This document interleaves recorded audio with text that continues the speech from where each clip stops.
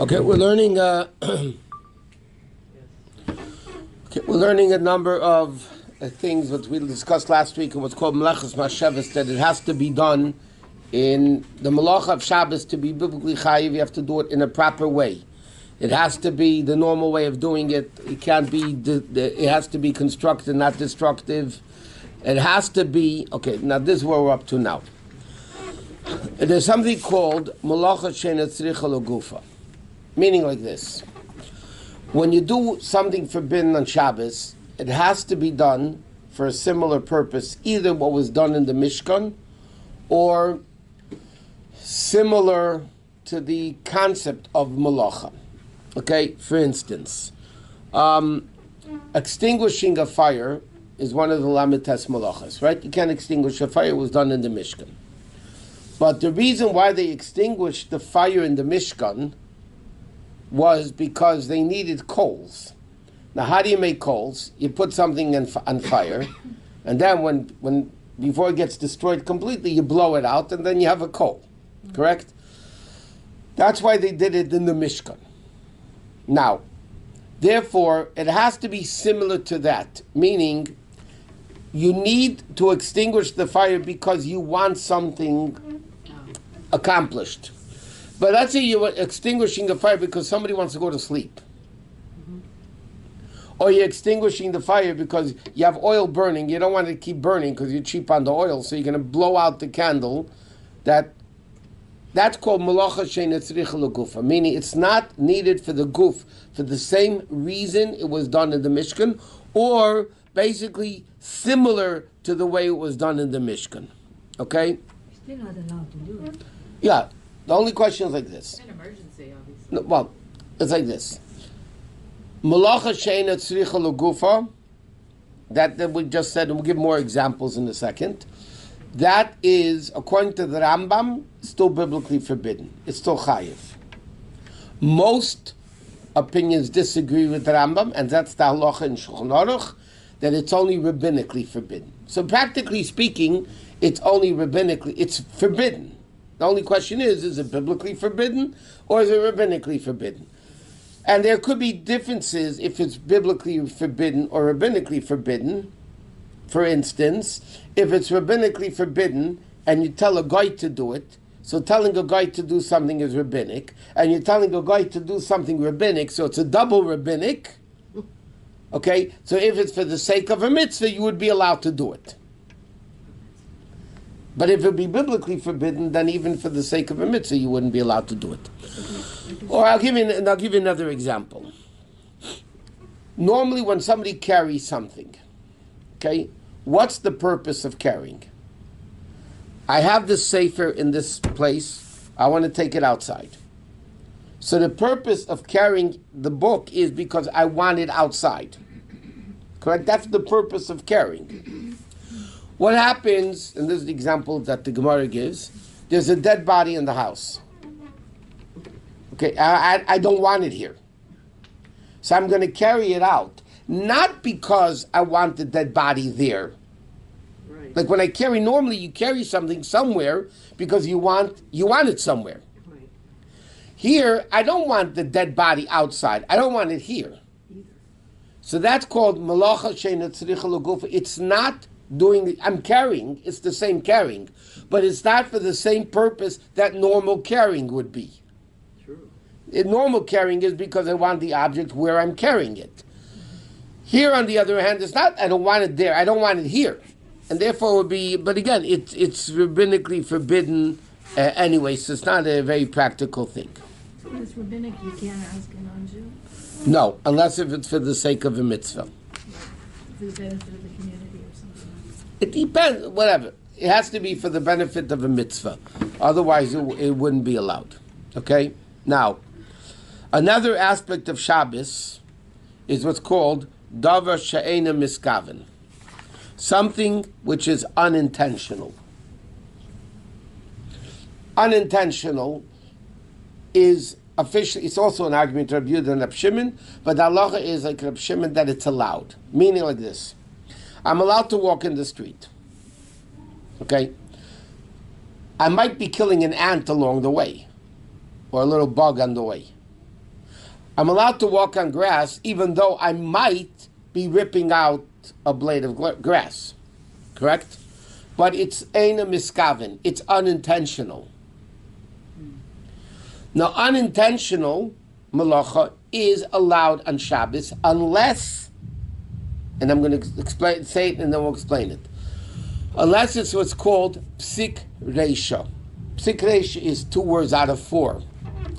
Psik reisha literally means chop off the head, v'lo yomas, but I don't want the animal to die. In other words, it's like I'm going to chop off the head of the chicken, but I don't want it to die, which is ridiculous because if I chop off the head of the chicken, inevitably it's going to die. Right. Okay? Now, eina miskaven is allowed because it's unintentional, completely unintentional. For instance, on Shabbos, you're not allowed to plow. Plowing by definition means making holes in the ground. That's what plowing is. Correct? Now, what happens if I want to schlep a table on the ground? It might make a hole. It might not make a hole. My intention is not to make a hole. Right. So then I would be allowed to. Unless, if it's for sure going to make a hole, what's called psik reisha, that's the halacha terminology for it. Psik reisha, if it's for sure going to happen, then you can't say my intention wasn't that it was supposed to happen because it's for sure going to happen. Another example that would be very practical. You open your refrigerator door. Opening your refrigerator door, a light goes on. Yep. Now, opening the refrigerator door is not a problem, but I can't have the light go on. I can't say, well, I don't want the light to go on, and therefore I'm allowed to open the door. The thing is, the light is for sure going on. It's for sure going to go on. So you can't say, my intention was that it shouldn't go on, and therefore it's unintentional. It's psik reisha, it's for sure going to happen. I'll give you another example. These are all practical examples. Flossing teeth on Shabbos. Okay, so you can't cut dental floss on Shabbos because you can't cut anything to size. What happens, I have pre-cut dental floss. Yes? Am I allowed to floss my teeth on Shabbos? Not if it bleeds. Now, if my teeth... Now, flossing itself is not a problem. Yeah, it's if you have... One second. Flossing itself is not a problem. All I'm doing is cleaning my teeth. What's the problem? It might bleed. Right? And making bleeding on Shabbos is part of the offshoot of the malach of shechita, of shechting, according to most opinions. Now, so if my teeth always bleed when I floss, I can't say, well, I'm flossing my teeth, my intention is not that it should bleed. If it always bleeds by you, then you can't say it's a psik reisha, so you can't say, I don't want it to happen. But if your teeth, let's say, sometimes bleed and sometimes they don't bleed, the gums basically. If they sometimes bleed and sometimes don't bleed, so then I would be allowed to floss my teeth on Shabbos because I don't want bleeding and it's not for sure going to happen. If it's not for sure going to happen, then I would be allowed to do it.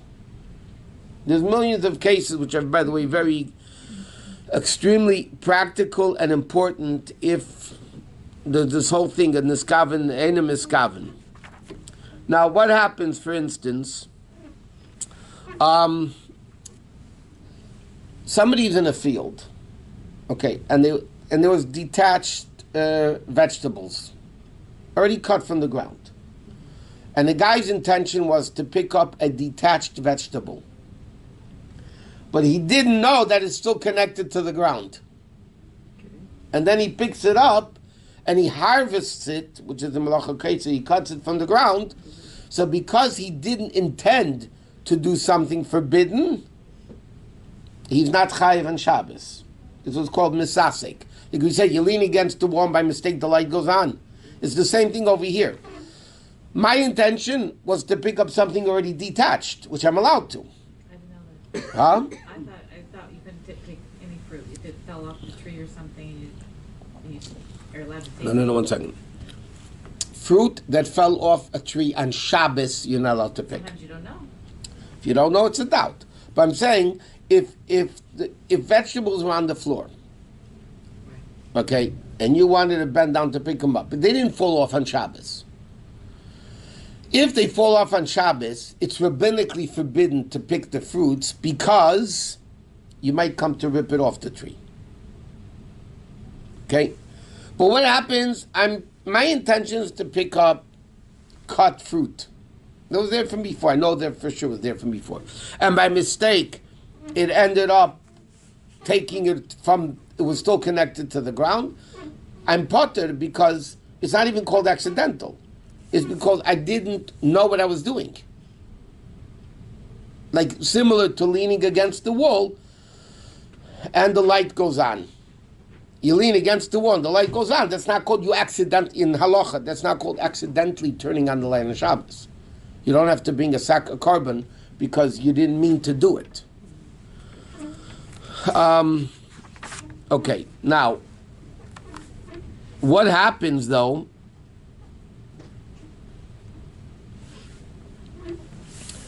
and here's a very interesting thing which is unique to Shabbos. It's not irrelevant to mention it. There are two fruits connected to the ground, two stalks connected to the ground. I wanted to pick stalk A from the ground, ripping it off, but by mistake I did B.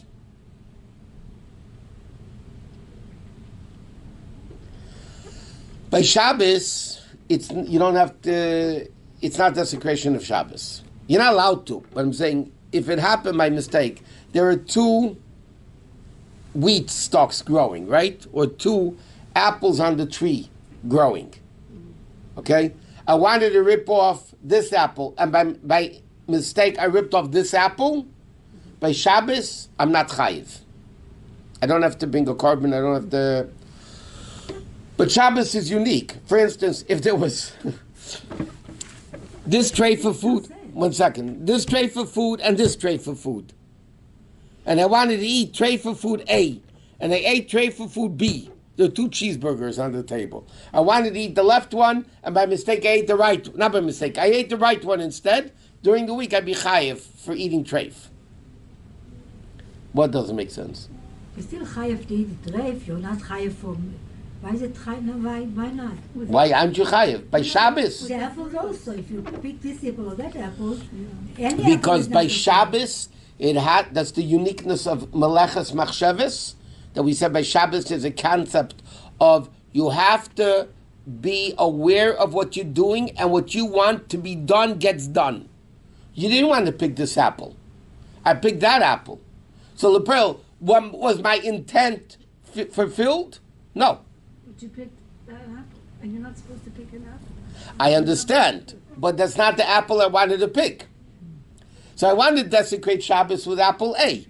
And by mistake, I picked apple B. Not by mistake. Instead, I picked apple B. And I didn't want to pick B. I wanted to pick A. Right? But they're so close to each other, and I wanted to take this one, and by mistake, this one fell off. So that's, my intent wasn't fulfilled. And by Shabbos, Meleches Machshavas means one of the criteria is to be biblically chayiv, skila or chorus or whatever it is that my intent must be fulfilled. Okay, but you still chayiv rabbinically. Yeah, but again, you don't get stoned, you don't get chorus, you don't have to bring a carbon either. You don't even have to bring a carbon. Yeah, you're not allowed to do it. I'm saying just because you're not allowed to doesn't mean you're going to get killed for doing it. Okay. So when you eat treif for Shabbos, unintentionally, it's okay. No, why? You want to eat No, I say by treif that doesn't apply. If I wanted to eat this cheeseburger and I ate this cheeseburger, I'm still going to get whipped. Lashes, malchus. Oh, it doesn't apply. It doesn't apply. It only doesn't apply by Shabbos because by Shabbos there's a unique concept, what's called Meleches Machshavas, that your intent had to be fulfilled. So what about, I don't know what you said was non-kosher food. Treif. By treif it doesn't matter. By this din doesn't apply by treif. By treif, if I wanted to eat A instead of ate B, I'm chayiv. But by Shabbos there's a unique situation. Well, let's say a guy's putting on his jacket or a woman's putting on their jacket, and by mistake she puts her hand in and the light goes on. That's the same thing. Your intention wasn't fulfilled. You didn't intend to do it. It's misasik. Okay, now psik reisha is not allowed. But what's very interesting, there's an interesting halacha. By a Jew, psik reisha means literally you chop off the head and it's not going to die, which means it's inevitably going to happen, right? So therefore, I'm not allowed to open a refrigerator door if the light's going to go on, correct? Even though my intention is not that the light's going to go on, but it's inevitably going on, so it doesn't matter, okay? Or I'll give you another example, what Shusterman gives. You know, years ago, they used to have, when you put a pot out, it's on coals, right? Before the stove era. So how would people heat pots? They would put a pot and they would put hot coals all around it. Then when you picked up the pot, what happened? Coals would fall down, right? And they would extinguish each other, right? So you can't say, I didn't want to extinguish, I just wanted to lift the pot. But it's for sure going to happen, right? Because they're against the pot, so it's for sure going to happen. That's psik reisha. But the interesting thing in the Gemara in Shulchan Aruch is psik reisha is permissible for a guy, which means it could be a very practical din. Normally, you can't tell a guy to do something you're not allowed to do, correct? You can't tell him to turn on the light, or you just can't tell him to do things, huh? In a roundabout way? We're not learning those dinim now, but simply you can't tell a guy to do things for you on Shabbos, right? Now, what happened if you realized you left the light on in the refrigerator? Halachically, you can call in a guy and ask him directly open the refrigerator door. Because what you're asking him to do is not a forbidden act. You're asking him to open the refrigerator. Automatically, the light is going to go on. But I'm not asking the guy to turn on the light. I'm asking him to open the refrigerator door, which is allowed. And closing the door is the same thing. But you know. It doesn't matter. By a guy, the din is there's a lot of logic in it. But the din is, I can ask a guy openly, clearly, to open the refrigerator door, close the refrigerator door. The only question is, can I ask him to loosen the bulb? That's a different story. But halachically, I can ask him to open the refrigerator door, close the door. Or I'll give you another example. Somebody has to go to the hospital to have a baby. Okay, that's the only reason people should be in the hospital. When you open the car door, opening a car door itself is not forbidden on Shabbos. What's the problem with the car door? The light goes on and off. Okay? Technically, what happens if you have your car in your backyard?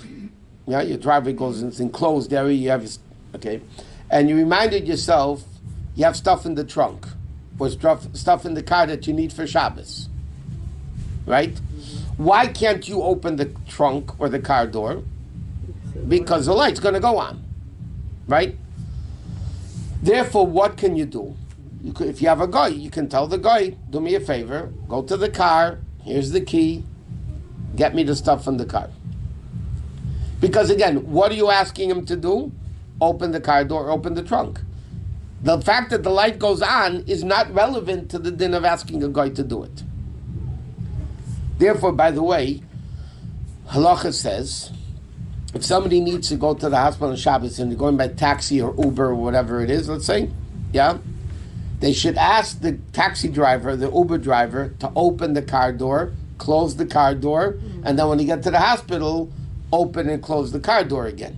Because that you're allowed to do, and you're not desecrating Shabbos. And even telling the guy to do it, you're also not desecrating Shabbos. So we can do this every Shabbos. Do what? Ask him to open the door, close the door. For what? I don't know, you want to go to I want to come to the shul.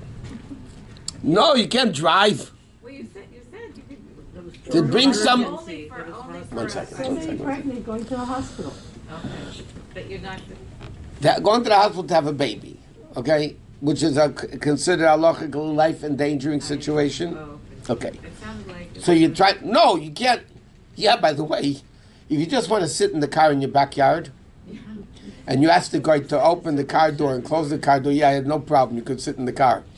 But then go out. Not come out. You have to have the guy open the door. You knock on the door window, the guy will come, open the car door. Or leave it open. You can Yeah, just but leave him going. Hey, with Living goy in your backyard. Have a living goy in your backyard. That's what you need. But no, it implies why can't you go in a car or a bus on Shabbos if it's going anyway? Yeah, why? It's not allowed. Obviously. Why not? Because when you sit in a car, you're adding more weight. Right. And more weight consumes more fuel. Right. So on Shabbos, that would be forbidden.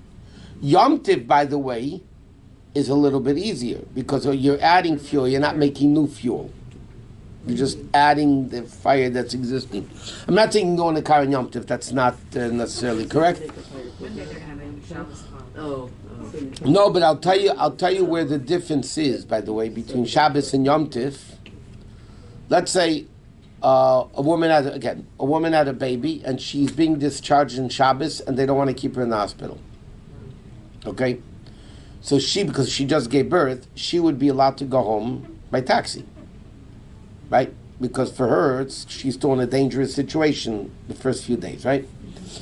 Could the husband go back home with her in the car? Going there, he can go because she wants him there as part of the health of the patient. Can the husband go home with her? He should be able to, because he should be able to help her. But halachically, he has to walk home. Shabbos. Yom Tiv, if need be, you could be more makel because again, Yom Tiv, you're just adding fuel, which is not forbidden on Yom Tiv. Or, I'll give another example. What happens, you know what happens often? I get calls almost every Friday about this. Something happens, the kid has to go to the emergency room right before Shabbos. This happens throughout places. Inevitably, Murphy's Law, somebody ends up in the, God forbid, in the emergency room on Shabbos, okay? 5 calls every Friday. Okay, so now what happens? They're going to discharge. They're not going to let a kid stay. You need the stitches, right? So they're going to let the kid stay. It's a 2-year-old kid. Or a 1-year-old kid, whatever, yeah? You can't have the kid go home by taxi and the mother's going to walk. No kidding. It's not going to work. It's not going to work. No kidding. Okay, so then the mother, let's say, can go home with the baby, even on Shabbos. Okay? But the husband can go also. Right. He gets to walk. Or one of them needs to walk. Whoever's a better walker needs to walk. But Yom Tiv, it would be much easier. I'm not saying you really have to ask a Shaila, but it's not. Yom Tiv is much easier because all you're doing is adding fuel rather than creating a new fire. Do you know that if you have a 6-cylinder car, you're creating 6,000 sparks per minute? If you have an 8-cylinder car, you're creating 8,000 sparks per minute. The books have a whole thing on this. Exact. You know how much Chilul Shabbos that is? 6,000 sparks.